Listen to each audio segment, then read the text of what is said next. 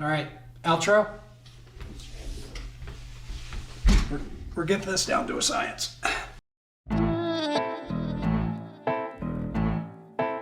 Hey, I'm Brandon Williams with Eagle County Government up in the mountains of Colorado, and I'm the Innovation and Strategy Manager, and we want to welcome you to this week's Intentionally Left Blank. Hey everyone, it's Lilo from State of Colorado on our Google Operations team. Really pumped for today's episode with Brandon Kent.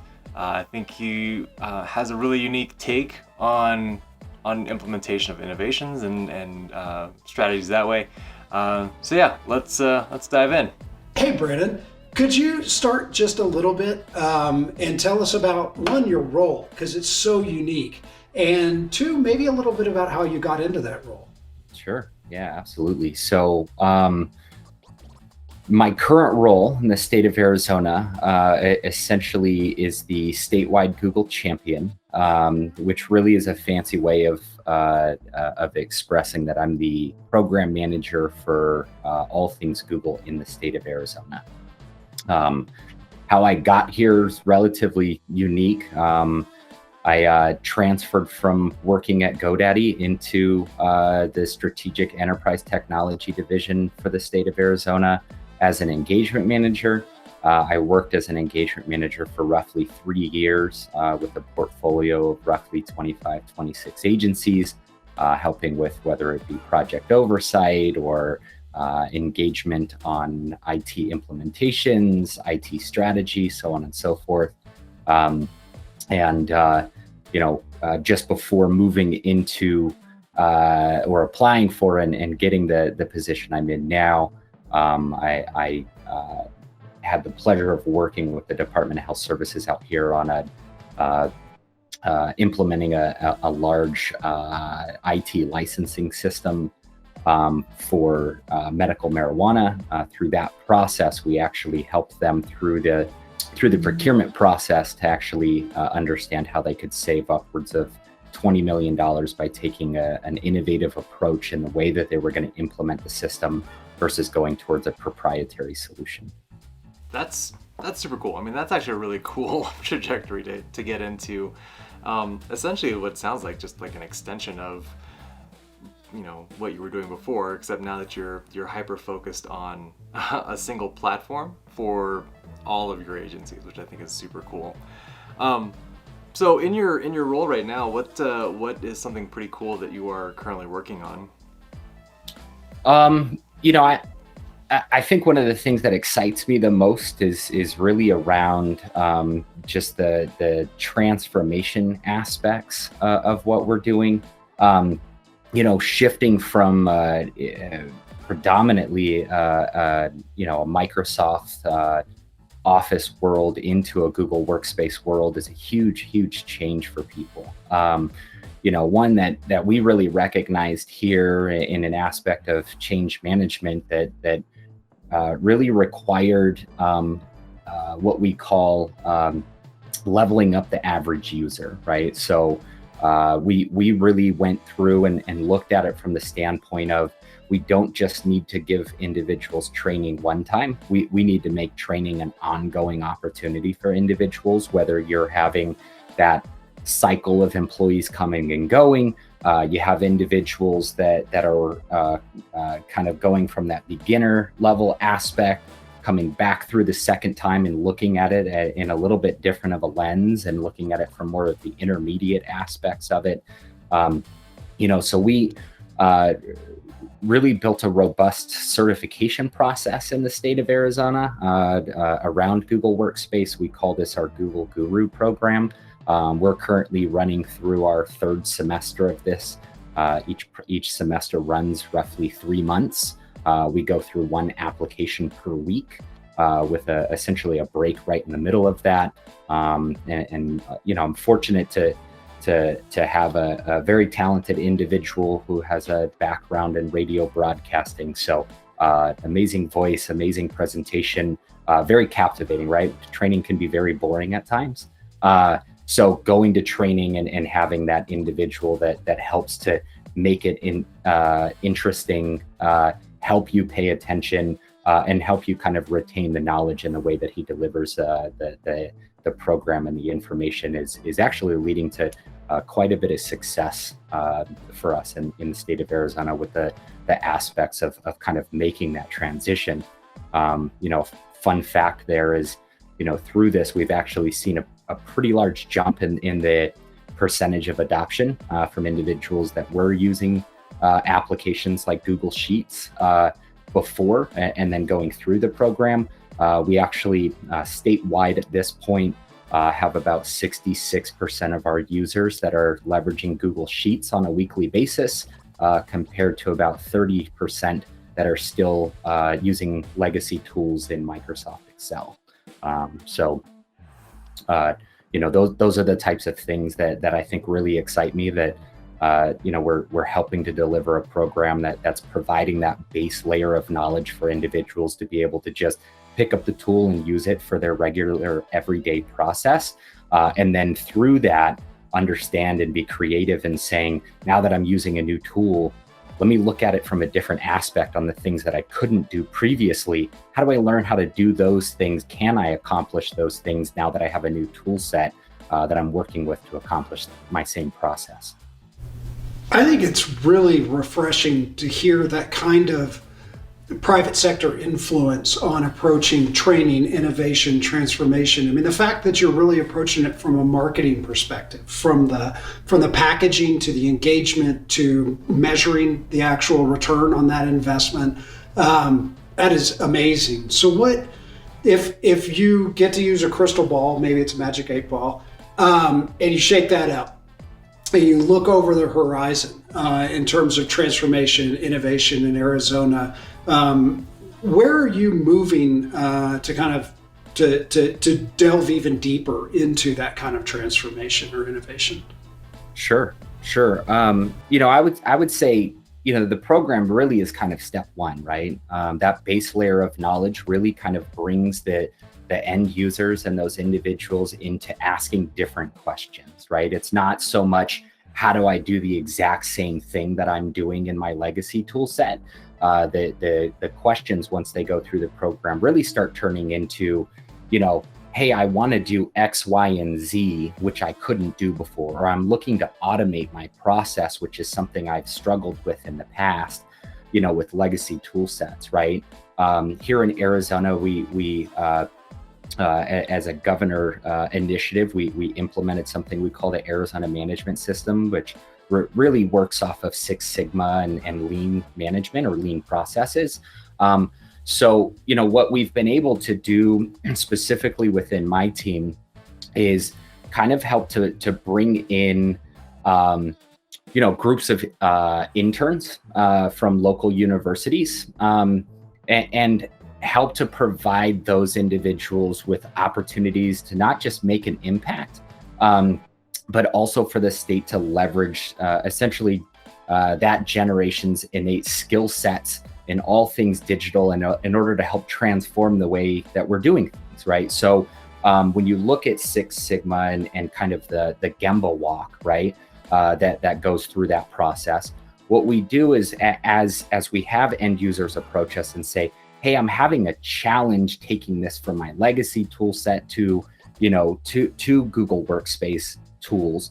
Can you help me do this, right? We kind of start in that aspect of it, and we sit and we perform the Gemba walk. We watch the process. We document the steps on how it's going through. We ask questions in order to better understand that process and how essentially what's important through the process and why. Once we understand that process, we're able to really kind of leverage the expertise of some of these interns coming in and their skill sets just around technology to say, let's take this and let's look at transforming it. Let's automate some of these processes through here in order to be able to not just hand them their old process in a new tool set, but essentially to transform, innovate that process through it, right? And it really, from our intern program, this is something I think that really excites the interns, right? They already have a passion to learn, how does government function? How does government really work? What are these processes that are taking place and what's the importance of them? But as they're getting really intimate with the processes, it really allows them to kind of come in and make recommendations, make suggestions on ways that we can transform and change these processes for the better.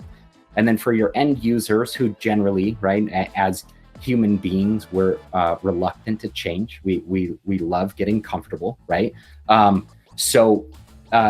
It really helps them be a part of that solution process, right? They get to sit with individuals, they're talking through the process, they're working with an individual to brainstorm what the potential solution could look like. And then as it's getting handed off to them, that reluctance is almost gone through this type of a process, right? It's they help to create this solution. Ultimately their acceptance of it, I think is really important. You can build an amazing piece of technology, and if people don't understand it, don't want to use it, or reluctant to it, your piece of technology can fail, simply because your users just aren't interested in it. Two, there's such an ownership. It's ownership coupled with meaningful, impactful work from the interns. I mean, what a beautiful way of getting students experience, but also recognizing that infrastructure that those employees have built and making something, making art out of it. That's amazing.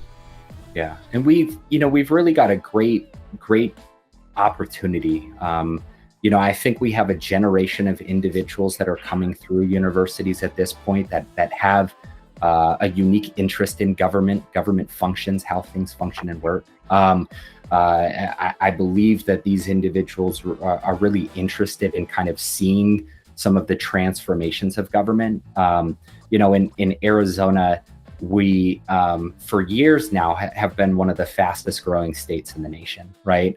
The challenge that comes along with that is that you're as your population scales, you can't necessarily scale the footprint of government. Well, you could, but that means taxes are going up. We've got to essentially collect money in order to be able to scale those types of operations, whether they're on-prem legacy operations, whether they're still sitting in a mainframe somewhere and kind of running those operations. So it's really through innovative processes and kind of transforming what we're doing that we're able to innovate these processes, implement solutions that kind of help take the solution to the next level, providing better service to the citizens of Arizona through these processes. But also, it allows us to kind of get rid of, and going back to kind of lean management and Six Sigma, right? It allows us to get rid of a lot of the waste that's happening through the processes, whether that be still having paper intakes, or print this PDF, fill it out and snail mail it to me, and then I'm going to get it and I'm going to transcribe it in, right? Like these things aren't like revolutionary technologies that we're implementing. It's things that, really for your interns, your college students are I think the question we get the most is like, why, right? Like, why does it still work like this?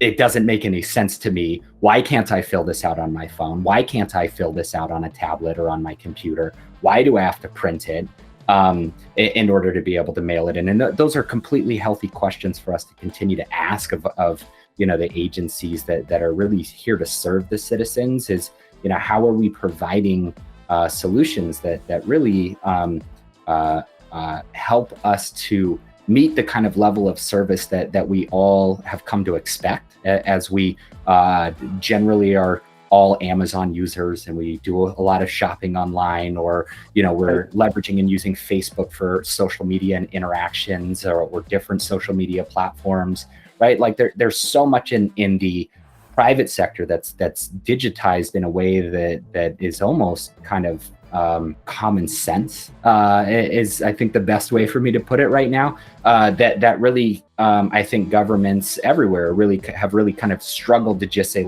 let's transform our processes, let's adopt these technologies, and let's make sure that we're able to provide the type of rapid, citizen interaction that essentially all of our citizens have come to expect from large companies, and at a time like this are really kind of demanding from government. So on that front, we've all government woke up and found out that it could do remote work. How could, en masse, how has that influenced, or what opportunities has that surfaced in terms of how you've solicited interns? Has it opened up the opportunity for remote internships where if they're not located next to your facility to come in? And is the structure of the program, is it a paid internship? How do you actually get talent and grow it? Yeah, absolutely. So couple questions there. So yes, these are paid internships. And I think rightfully so, right? We're leveraging a skill set that they're helping to bring into this into our environment in order to find solutions. As far as kind of marketing it, most of that is just partnerships with your local universities or partnerships with your whether it's a university, your community colleges, really kind of fostering those relationships so that you have individuals that are also sharing the opportunities for those internships for you. As we've gone to remote work, it certainly is an idea that we have that over time we'll be able to consider bringing interns in that maybe aren't here in the state of Arizona. I currently have an intern who's goes to ASU here, but he's from New Jersey, so he'll travel back home and visit his parents, and he'll work while he's home as well. And really the environment's no different, right? Going back to the process of the Gemba walks and everything else, I think a real benefit that we've seen in that is we're getting in a virtual room with an individual. They're sharing their screen. We're walking through their process. We're essentially creating process documents, right? God forbid something happened to the employee or they just leave state service the very next day. We actually now have a step-by-step walkthrough of their entire process to just hand to the employee that we bring in behind them. And I think that's relatively a common challenge we've seen in the past, whether it's private or public sector, is you didn't have a well-documented process. You had somebody who's very talented and a subject matter expert on the process they were running. They've custom scripted and coded some things, and they've automated some stuff, and they've made great progress in their process, and then they leave.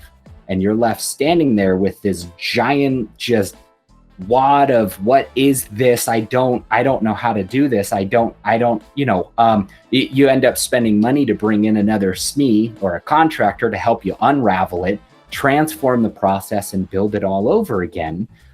Because it's so intertwined with the way that person loved to do their job, right? So by really just performing the Gemba walks and just sitting with individuals and observing the way that they do their work, and it's why did you click on that button, and why did you download that, and why are you saving it there, and just being inquisitive about their process, which the interns, again, most of them coming in have a passion to understand how government functions, right? So that they're, through curiosity by itself, they're going to ask the right questions. Why are you doing that? What is happening here? Help me understand what this means, or how that is meaningful to your process.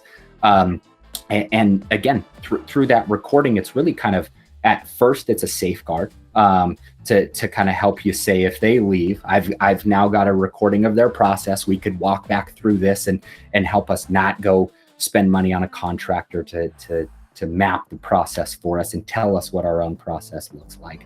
But beyond that, you've now got a recorded video that you can work with an innovation council or work with your IT groups to say, hey, let's look at this process. Let's look at, our future state tools and the enterprise tools that we're trying to deploy. And let's see how we could build this process out without asking that end user to come into a room 2, 3, 4, 5 times just to capture and ask the questions over and over again, in order to kind of help to build out a proof of concept, if you will, of, hey, we use these tools, here's what we did, let's give this back to you, and let's have you tell us what's missing? What else would you like to do with this? How do we scale this and make it bigger, right? And that excitement in those end users generally starts to grow when it's, not only am I getting this process in the tools that, my manager, my supervisors, my directors want me to use these tools. And now I'm kind of aligning with that overall strategy, but also I, as an end user, I now get to influence all of the things that I didn't like so much about my job and say, can we just get rid of this stuff on my job? And I'd really love it if this was automated so that I could have more time to do something that I actually enjoy doing versus clicking a bunch of buttons and transcribing a bunch of text, into other systems along their processes. I think one other benefit from all of this, right, as we're bringing these interns in and helping to familiarize them with processes and government processes, is, we're essentially kind of preparing and training the next generation of the workforce to come into government. So you think about it, a lot of these college students are working through their degrees, they're getting their master's degrees, and they're with the hopes and the dreams of like, I'm going to go work for the Googles or the Microsofts or the Amazons. But most of those companies require you to have 5-10 years worth of on-job experience along with it, right? So, with government, it's we really don't require that longevity as far as the work history itself. Through the internship, they're getting that experience. And I think our hopes through this is that we're providing opportunities for these individuals, these interns, to have that opportunity to say, I'm going to transition from school into working public sector, and then I'm going to gain the knowledge and the expertise while I'm working with a lot of these large IT companies, and whether it's IT or it's procurement or it's legal or it's finance, right? They're getting interaction with kind of the best in class companies around the world through these interactions. So they get familiar with the processes, they get the work experience that they're looking for by doing something that they're passionate about, and essentially leveraging kind of that internship into public sector, and then potentially we'd love them to stay in public sector and retire in public sector and continue to do that, right? But we're helping to set them up for like a job out of college that essentially is going to help that be the launch pad into the dream job that they pursued their master's degree in a specific area for.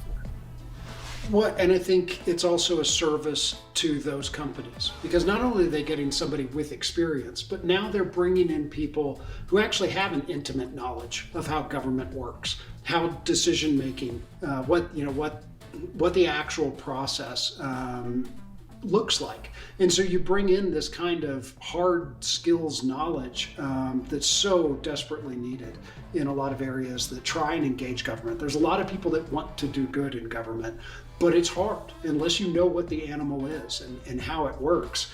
It's a hard place to know where your efforts can be best spent. And so they come in with not only the technical knowledge, now they actually understand the animal.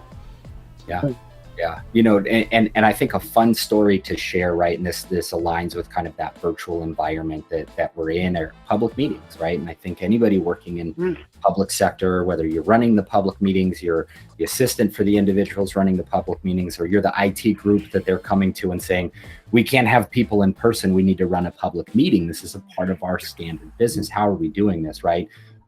What's ironic and somewhat funny is the skill set there that we look for in the interns is really, do you play video games and do you stream them online, right? If you know how to use a streaming platform, you know how to push something to YouTube, push it to Facebook, push it to LinkedIn, push it to, to any other social platform.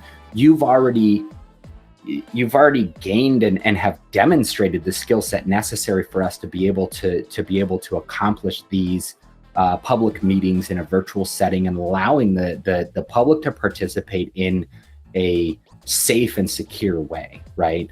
And those types of skill sets, again, people get really comfortable. They love their legacy processes. That the idea of change is really scary and challenging. So through this, it's conceptualizing and seeing what the future state could look like.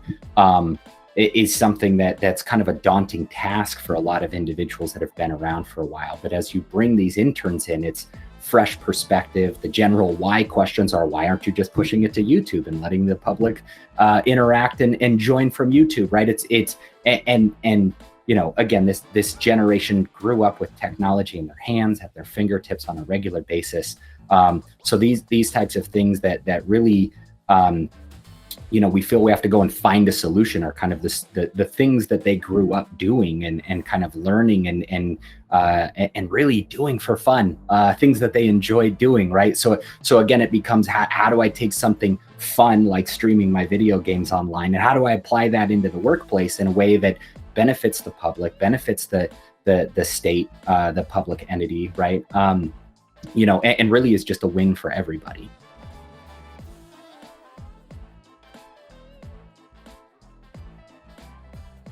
I think that conversation was fascinating for a couple of different reasons. I mean, first and foremost, I really liked, again, the way that Brandon brought his kind of private sector approach in bringing in that engagement strategy, the marketing strategy to get people interested in like the Gurus program, really focusing on metrics and return on investment, and really thinking creatively about the people that are delivering that so that it's engaging and active.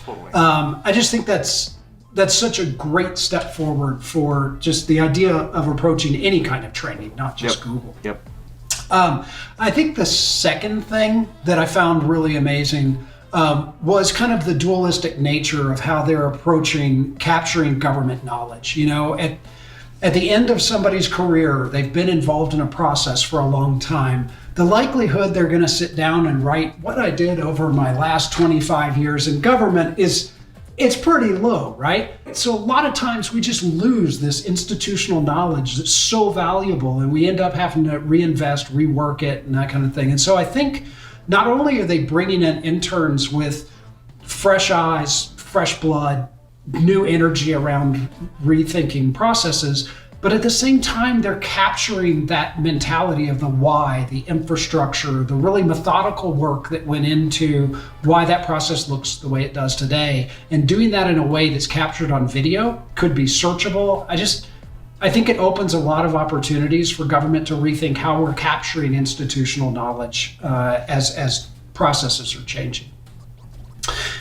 I think that probably the third thing is really around, you know, it was a force of circumstance. COVID forced us to go remote, and their internship program was affected by that as well, as all of their other government programs. But what Brandon and his team did in transitioning that into more giving opportunities for remote work, I think is really, really important, because over the horizon, you know, the dream is we've always limited internships to, can you drive to the location in the capital city where IT is located? Well, that's a really narrow opportunity. And I think by Brandon and his team expanding that to remote work, engaging the universities, colleges, same platform, I think it democratizes access to opportunity. And being able to, you know, I live in rural Colorado.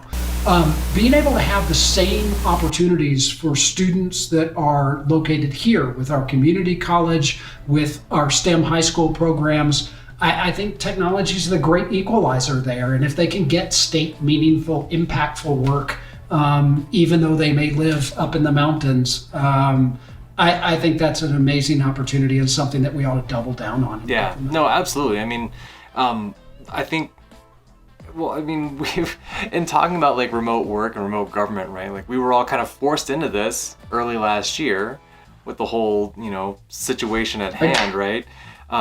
And so being able to have that level of flexibility and understanding that technology is the great equalizer at this point. Like, I mean, that opens up so many more opportunities for government to employ folks. Yeah.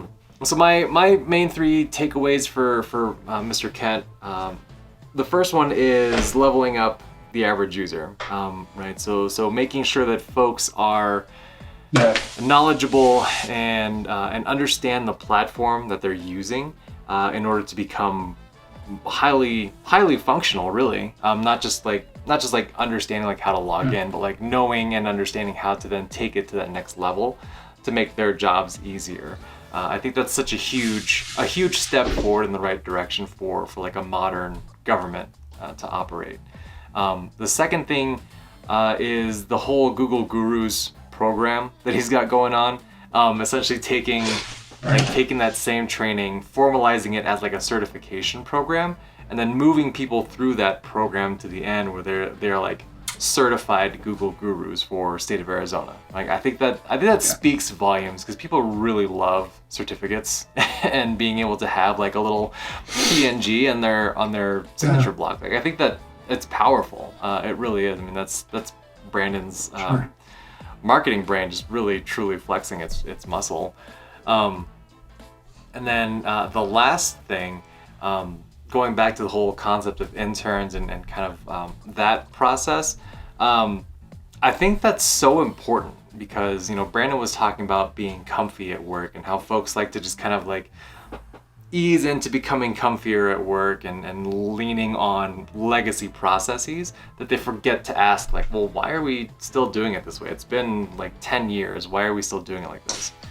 But having interns come in from the colleges, from those STEM schools that are used to like a completely different way of working and operating, and then having them come into the government and understanding that like government is different, but it doesn't have to be.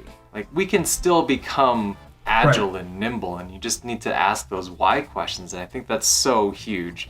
To have fresh eyes, fresh perspectives on literally decades old processes that need to be modernized in a lot of ways. So I think that one is super impactful, especially for me. Like I would love to take that concept and then move that into my everyday work. I think that would be incredible. Yeah, and I think too, because you're exactly right. It's that fresh ideas, new blood, rethinking, asking why, just why.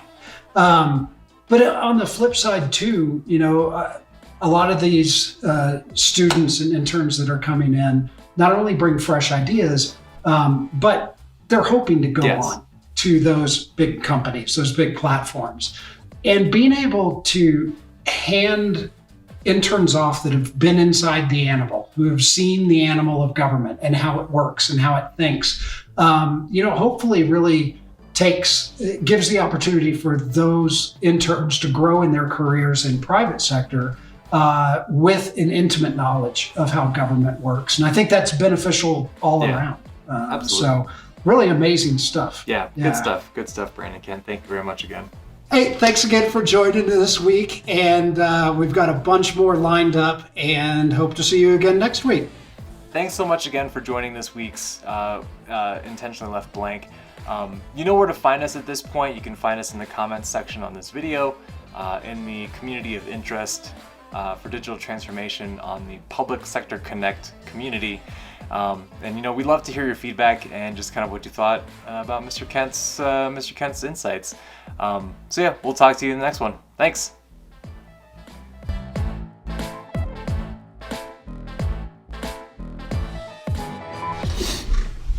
Yeah. I love it. I love it. Okay, outro. Hey, thanks again for joining us this week. Fascinating conversation, and really, again, I don't know why we just summarized it. Like we just finished summarize it. Just shut up and deliver the message. All right.